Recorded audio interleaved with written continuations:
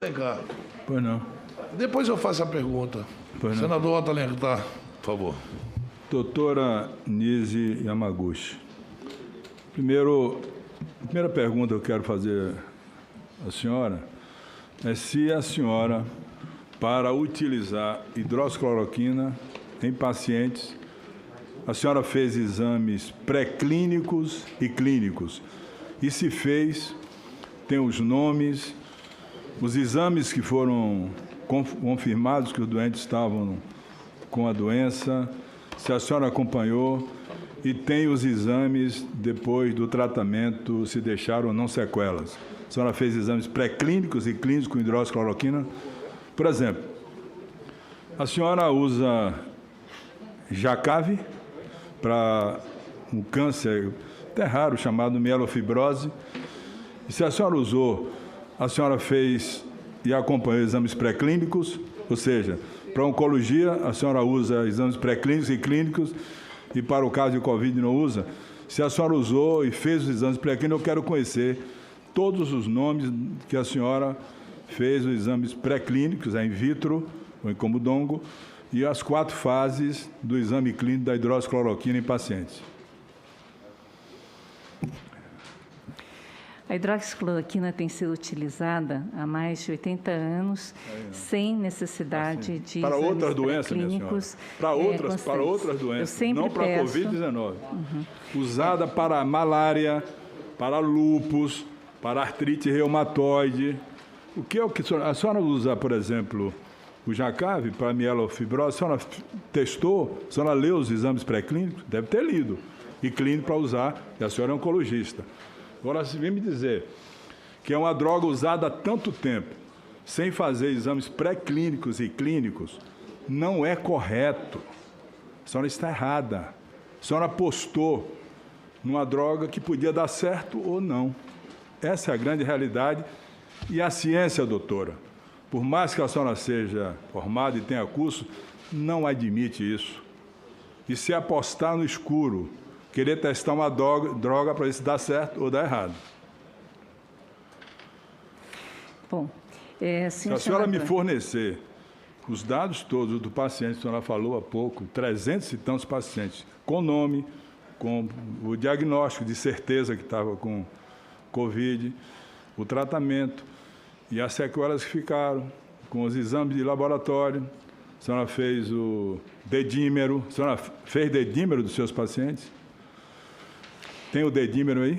Os dedímeros, eles A senhora tem o dedímero? Dos exames que a senhora fez? Dos pacientes? Não tem. Tem exame de tomografia do pulmão? Da ressonância? Não tem. Fez para acompanhar? Ficou sequela? Ficou fibrose pulmonar?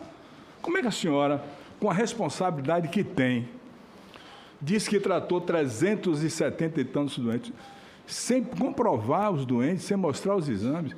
Doutora, eu fui professor tanto com a senhora, eu tenho serviços e trabalhos prestados e feitos que eu posso levar a senhora doente por doente, endereço por endereço que eu tratei.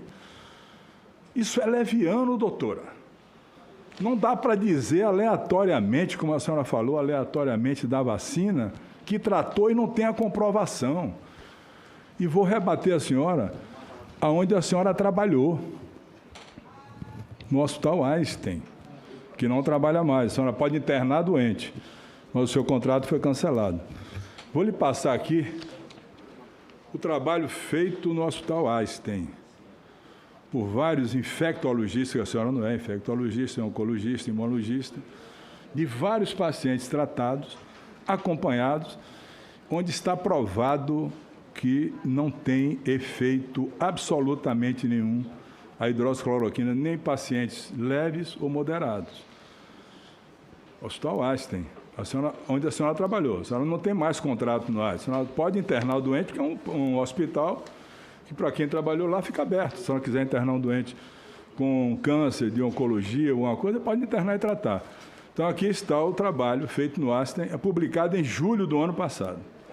Julho do ano passado. A senhora devia ter consciência, a não ser que a senhora agora, que trabalhou no Einstein, pode dizer assim, olha, eu não trabalho mais lá e tal, não concordo. Mas aqui está o trabalho. Posso passar as mãos da senhora, eu tenho cópia inclusive estava em inglês, foi traduzido para o português. A senhora pode ler, ou quem quiser ler perfeitamente. Bom, a minha discussão com a senhora é o seguinte: a senhora, para usar qualquer medicação em oncologia, a senhora vai ler que essa medicação ela foi testada, teve exame pré-clínico e clínico. A senhora sabe que são 4 fases do exame pré-clínico em voluntários. As pessoas têm que ser voluntárias para usar a medicação. A senhora não pode pegar uma medicação que é usada para artrite reumatoide, para malária, para lúpus, de repente aplicar, e disse, apliquei em 300 e tantos pacientes e deu bom resultado, sem comprovar.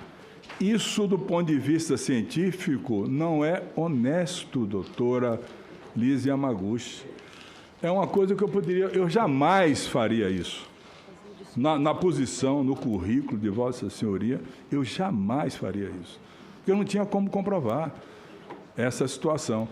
Portanto, é fundamental que se façam os exames todos para comprovar como foi a evolução do paciente com a medicação, o que aconteceu do ponto de vista farmacológico, farmodinâmico, farmocinético, como a droga se desenvolveu dentro do organismo do paciente e quais os efeitos da droga. Bom, se o advogado vai ficar ensinando, o senhor também é médico? Deve ter feito um cursinho rápido também para ajudar a doutora.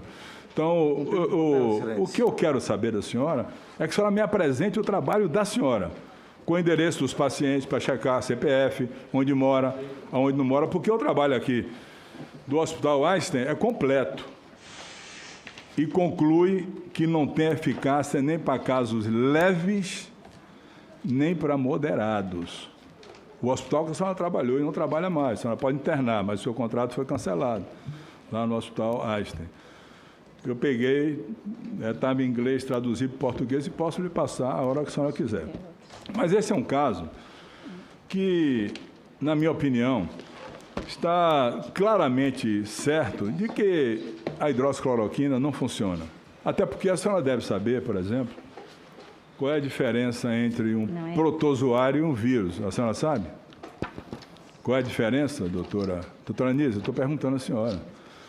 A senhora sabe qual é a diferença entre um protozoário e um vírus? Pode dizer? Vou responder todas as suas perguntas. A senhora sabe dizer o que é a diferença entre um protozoário e um vírus? Presidente. Por favor, estou lhe perguntando. A hora está na hora de ele perguntar. Pela hora de o quê? Estou perguntando. Ele está perguntando à doutora Anise para ela responder se ela sabe a diferença entre um protozoário e um vírus. Eu só estou perguntando, diga, do ponto de vista científico, o que é um protozoário e o que é um vírus. Qual é a composição de um e de outro? A senhora sabe? Então, vamos começar pela discussão que o senhor colocou. Não, né? não, primeiro a senhora vai me responder agora o que é um protozoário e um vírus, por favor. Exatamente. Nós temos aqui uma... Sim, a senhora defina do ponto de vista orgânico do que é um protozoário e um vírus. Por favor. A senhora é médica formada, você elogiou tanto o currículo da senhora. Me diga, por favor, o que é um protozoário e o que é um vírus, diferença entre um e outro, só isso. Os protozoários são organismos celulares e os vírus são organismos que têm conteúdo de DNA ou RNA. No caso do Covid, não, senhora, nós temos não, senhora, um caso... Não, senhora, tenha paciência. Sim, não é assim, tem definições não é bem diferentes. assim, não. Não é bem assim, não. O que eu quero dizer para o senhor... Não é bem assim, não. Não é bem assim, não. A senhora não é infectologista, se transformou de uma hora para outra, como muitos no Brasil se transformaram em infectologista, e não é assim. Os protozoários são organismos mono- ou unicelulares. E os vírus são organismos que têm uma proteção proteica, capsídeo e internamente o ácido nucleico. Completamente diferente do que a senhora falou aí. A senhora não soube explicar o que é o vírus. Vírus não são nem considerados seres vivos. Portanto, uma medicação para protozoário nunca cabe para vírus. Por exemplo, doutora, quando surgiu o H1N1, a gripe H1N1, a ciência foi atrás de um medicamento antiprotozoário ou antiviral? Me diga, responda. Não, foi um antiviral? Antiviral. Pois bem, não foi antiprotozoário. A ciência agora está buscando para o coronavírus. Aliás, a senhora sabe a que família, a que grupo pertence o Covid-19? É um coronavírido. Hein? Ele é um coronavírus. Mas a que grupo? Ele pertence a... A senhora não sabe, infelizmente. A senhora não sabe nada de infectologia. Nem estudou, doutora. A senhora foi aleatória mesmo, superficial. O Covid-19 é da família dos beta-coronavírus. Sim, é coronavírus. A senhora não disse. A primeira manifestação, doutora, me perdoe, eu não queria nem constranger a senhora, porque eu vi logo do começo que a senhora sabia oncologia e imunologia, mas não tinha nada de conhecimento de infectologia. Já vi logo do começo. Eu não queria nem falar isso. Estava na dúvida se eu vinha questionar ou não, para não deixar a senhora, como se diz na gíria, em saia justa. Eu gostaria a senhora sabe de quando foi que aconteceu a primeira manifestação do coronavírus no mundo? O primeiro caso no mundo. A senhora sabe a data? Sei. E que tipo de coronavírus foi? Exatamente. Diga o número, diga o ano. Pode pegar os livros aí, porque a senhora não tem na cabeça, certamente não leu, não estudou. E, doutora, de médico audiovisual, esse plenário está cansado. De alguém que o viu e não leu, e não se aprofundou, e não tem estudado. Eu falo com a senhora porque eu tenho, desde que começou essa doença, lido tudo sobre essa matéria. Tudo. E não preciso pegar e olhar aqui o que eu estou lendo, que eu estou vendo, não. Não preciso ler para ver, não. A senhora nem sabe quando começou a primeira manifestação do coronavírus no mundo e como foi essa manifestação. Então, a senhora não podia, de jeito nenhum, estar debatendo um assunto que não era do seu domínio. Isso não é honesto, doutor. A medicina, a ciência quer honestidade, quer verdade, integralidade, capacidade intelectual, científica, para dissertar a respeito de uma doença tão grave como essa, que muitos médicos e infectologistas ainda não dominam. Então, eu quero dizer à senhora, a senhora não sabe quando foi que aconteceu a primeira manifestação e como aconteceu. A senhora sabe a data? Muito bem, o senhor tem perguntas pega o livro e veja. Respostas. Deixa eu colocar algumas coisas. Esse estudo que o senhor colocou... tem que me responder quando coalizão. foi que aconteceu a primeira manifestação. Eu sei que o senhor gosta de datas, A senhora não tem. Na a senhora não conhece, a senhora não estava preparada para participar do gabinete paralelo, quantos participaram. Né? Sobretudo curiosos, advogados, empresários, o Wizard, não sei o que lá, tanta gente aí. Uma arca de Noé tratando da ciência no Brasil, só que não tinha Noé na arca para conduzir a arca. Pois é, vou ensinar a senhora. Primeira manifestação do coronavírus no mundo foi em 1964. Se manifestava como gripezinha, resfriado que as crianças tinham e depois logo passava. Depois, com a mutação virótica, o vírus tem muitas mutações, já está agora no P1, pode ter uma outra que venha, tem a mutação indiana. Depois disso, tem 7 tipos de coronavírus que dão doença pulmonar. A manifestação pulmonar, a pneumonia virótica, doutor. Doutor, eu estou falando com a senhora, presta atenção, por favor. Tem 7 tipos de grupos, alfa, beta. Tem o primeiro SARS-CoV, doutora, que aconteceu foi na região da China, em Hong Kong. A senhora sabe que ano foi que aconteceu isso? Não sabe, eu vou ensinar. 2003. Primeira manifestação do SARS-CoV foi em 2003. Eu estou falando com a doutora, que deveria entender isso. Infelizmente, a senhora, como colocou naquela frase que o Renan botou ali, a senhora foi aleatória, simplória, não se aprofundou na matéria. Primeira manifestação do SARS-CoV foi em 2003, doutora, em Hong Kong, na China. Ele causou a síndrome respiratória, como está causando aqui no Brasil, aguda. Não teve tratamento. Sabe qual foi o tratamento? Isolamento, máscara. isolamento físico para as pessoas. Ninguém usou em 2003, em Hong Kong, pode pegar, entra na internet para aprender, e usou hidroxicloroquina. Nenhum medicamento, sabe por quê? Porque vírus não se evita com nenhum medicamento.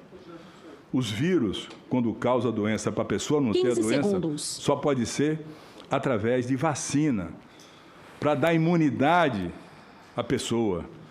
O vírus penetra, mesmo tomando medicamentos. Então, em 2003, teve a primeira crise aguda com pneumonia virótica em Hong Kong. 2003 e na China também. Depois teve a segunda manifestação do MERS-CoV na Ásia Menor, na Arábia Saudita, doutora. E as mulheres, inclusive, tinham menos doença porque usam a burca e não se contaminaram tanto. Foi a síndrome aguda respiratória do Oriente. Também não se usou hidroxicloroquina. Foi isolamento físico, as pessoas ficavam isoladas e que se conteve porque, apesar desse MERS-CoV ser grave e até ser mais letal do que o atual, não se disseminava com tanta facilidade. E agora veio o Covid-19, que ele, além de ser letal, de ter grande letalidade, ele também se dissemina com muita facilidade. Em nenhum desses casos atrás, 2003, 2000, lá em Hong Kong, ou em 2013, se usou nenhuma medicação para conter as duas manifestações do coronavírus. Em nenhuma delas se usou absolutamente em nenhum momento. A medicina está atrás agora, e vou explicar à senhora, de um antiviral, como se conseguiu o Tamiflu, para controlar o coronavírus. A senhora sabe qual é o laboratório que está cuidando disso no mundo hoje? Qual é o estudo mais avançado? Laboratório de Boston, que é o Monopiravir. E um outro laboratório israelense, lá, de Israel, que está usando o Messencar, na busca de encontrar um antiviral, não um antiprotozoário. Há uma diferença muito grande entre o vírus e o protozoário. Nem toda medicação que serve ao protozoário serve para o vírus. Tá certo? Como é que a senhora poderia dizer, como disse ali, doutora, que ia ter imunidade de rebanho? A senhora ia comprovar imunidade de rebanho com que exame, qual exame e quantos exames a senhora teria disponível nesse país que já tem 17 milhões de contaminados. A senhora ia ter 17 milhões de exames para comprovar que o paciente teve a doença. E eu pergunto à senhora, qual é o exame de escolha que se deve fazer para mostrar se o paciente desenvolveu imunidade ou não? A senhora vai dizer qual é o exame, só dizer, não precisa explicar. Só dizer qual é o exame. Né? Qual? Anticorpos neutralizantes. Mas eu preciso responder primeiro a senhora tem que me responder qual é o exame de escolha para identificar se o paciente desenvolveu imunidade celular ou não. Porque a imunidade tem que ser celular. A senhora sabe que tem que ser celular, né? O agressor chega, a célula está defendida, não entra. Qual é o exame que se pode fazer para comprovar que o paciente que teve a doença desenvolveu imunidade celular? E se o Brasil tem condição para comprovar que teve imunidade de rebanho e capacidade de ter 18 ou 19 milhões de exames para isso? Qual é o exame, doutora?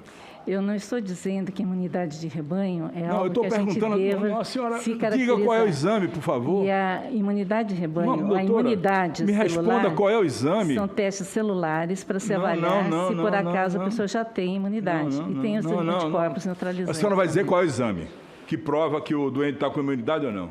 A senhora vai ter que dizer, por favor.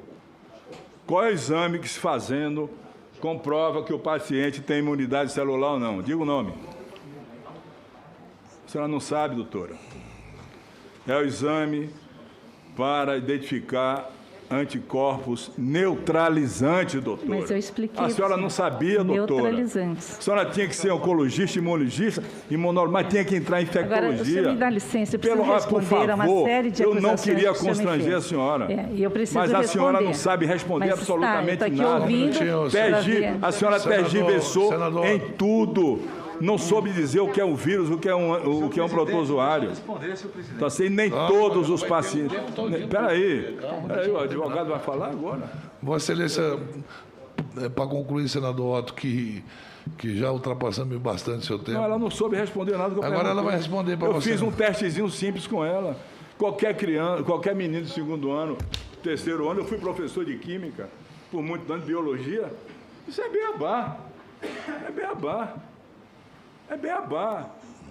A senhora não sabe, a senhora jogou no escuro assim, com um grupo de pessoas que não entendia absolutamente nada da doença, inclusive chamou o ministro Pazuello para um seminário. Meu Deus do céu, o que é que o Pazuello vai dizer no seminário? Ele não sabia por que chamava Covid-19. Eu perguntei, ele não sabia. Eu disse, é porque surgiu em 19. Não sabia, doutora. Brincadeira com a saúde do povo brasileiro. A senhora brincou com a saúde do povo brasileiro, falando em imunidade de rebanho, hidroxicloroquina, tratamento precoce, uma receita no Ministério da Saúde de forma institucional para as pessoas tomarem o remédio. Eu vou perguntar à senhora aqui também de novo. Fácil de responder. A pessoa tem arritmia. A senhora, para dar hidroxicloroquina, a senhora faz um eletrocardiograma? Faz? Sim. Faz um ecocardiograma? Sim. Como é que o Ministério da Saúde deixou a receita no site para o povo brasileiro todo tomar, doutora? A senhora sabia? Não só isso. A senhora sabia que a arritmia, aí a cardiologia a senhora não deve saber também. A senhora sabia que a arritmia, para quem toma uma medicação, a arritmia é dose dependente? A senhora sabe o que é dose dependente? É uma doença que você tem, você toma o remédio, e o remédio, quanto mais você toma, vai exigir que você tome mais. É como antibiótico, quando tem resistência. A arritmia é dose dependente. A senhora pode começar a hidroxicloroquina com a dose lenta na arritmia e depois vai precisar mais. Então, por quê? Porque é uma enfermidade idiosincrática. Pela natureza dela, a pessoa que tem também a arritmia pode receber uma medicação e ter reação à medicação. E mais eu pergunto à senhora, se a pessoa tem arritmia e tem um espaço QT longo, ela pode usar hidroxicloroquina? Doutora, eu estou perguntando. Não. Não pode, não. E como é que dá a receita para o povo todo, para o Brasil todo? A senhora sabe quantas pessoas morreram, doutor? Eu faço com o meu coração cortado, doloroso. Eu perdi um colega meu, desavisado, doutor Gilmar Calazan Lima, que não sabia que tinha arritmia, tomou hidroxicloroquina, tinha um espaço QT longo e morreu, parada cardíaca e respiratória. A senhora contribuiu para botar no teste COVID hidroxicloroquina para o Brasil tomar. O presidente da República levantou a caixa, toma aqui. Que um médico receite, ele assume, ele tem CRM, ele assume, ele faz a receita dele, eu vou assumir, eu vou responder no meu conselho, senador, eu vou responder por isso, mas fazer uma coisa dessa natureza, a senhora maculou a sua imagem tomando essa iniciativa, que eu sei que foi, pode ser até, não sei direito, foi por um momento de querer ajudar, mas também de querer ser ministra da Saúde e não conseguiu. Muito obrigado. Não. A palavra da doutora Yamaguchi. A doutora Yamaguchi, assim que terminar de falar,